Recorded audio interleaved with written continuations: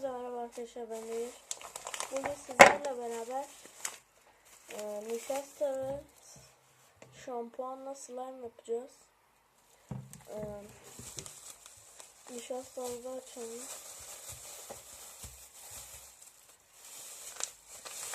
Çok kolay arkadaşlar. Döküyoruz kapımıza.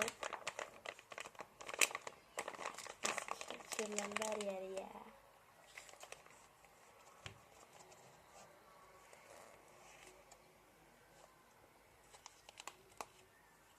Koydum. Eğer sıvı olursa daha koyacağız.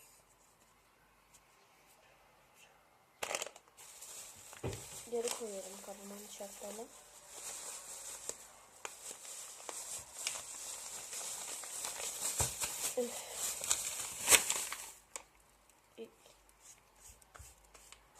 Şöyle.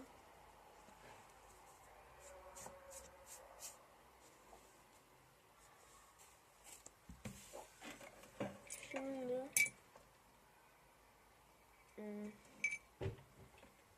kaşığı unuttum, bununla karıştıracağım. Şampuanımı döküyorum. Ve şampuan döktüm. Sıvı yağ da koyun diyorlar da ben koymuyorum. Gayet de güzel oluyor. Ve elimle karıştıracağım ya da böyle de olur.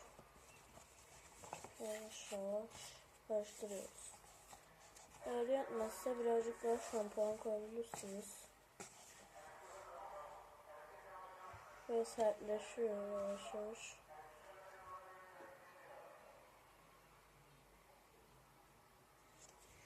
Birazcık daha koyuyorum.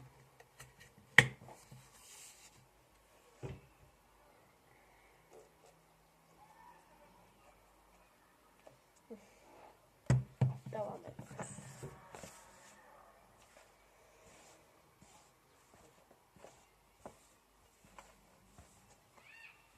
Böyle toplanmaya başlıyor.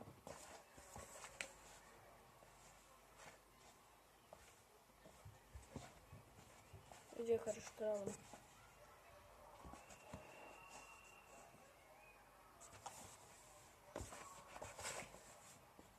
Bayağı şampuan lazım.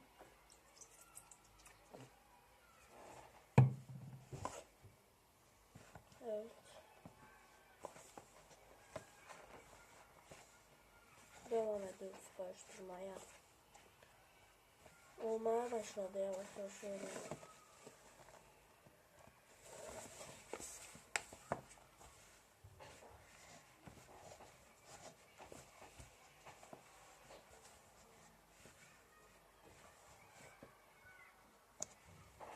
Birazcık daha.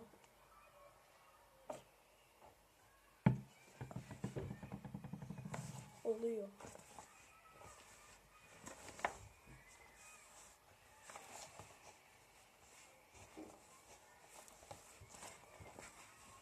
Yoğuruyoruz.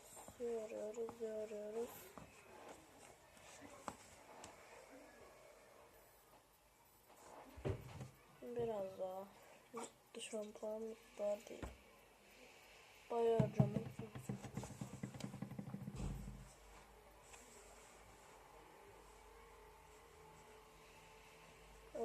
Olmak üzere.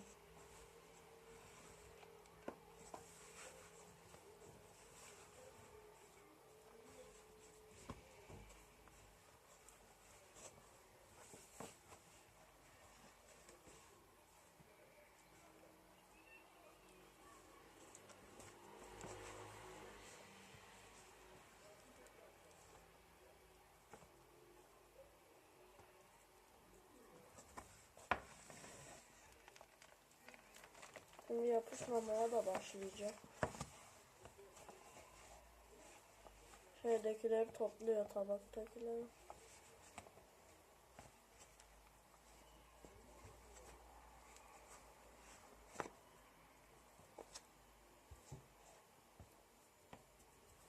Böyle biraz temiz kalsın.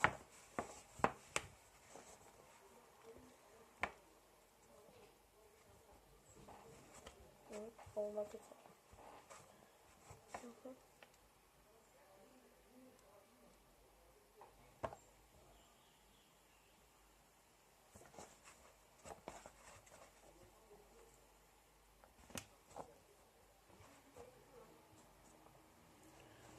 Oluyor.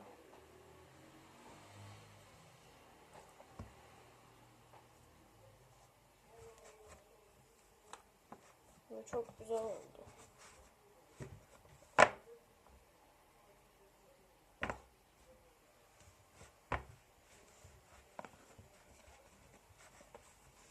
Devam ediyoruz.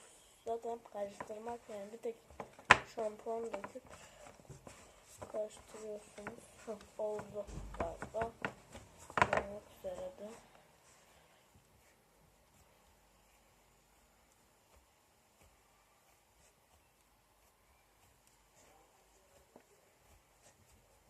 İyice yoğurun. Yapışmasını engelliyor.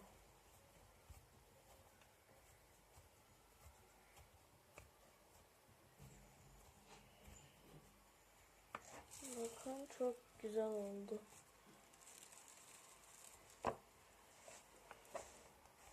Müthiş oldu hatta. Ve ellerimi temizleyeyim.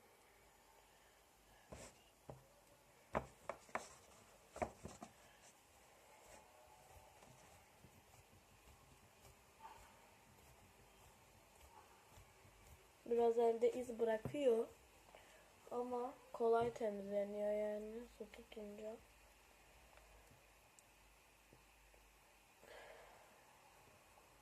Akışkan böyle. Aslında slime daha çok böyle esniyor da bu nişasta olduğu için aslında oynanabilecek yani çok güzel bir şey oldu. Tam slime mamul mu? Ama esniyor yani. Bakın. Slime gibi.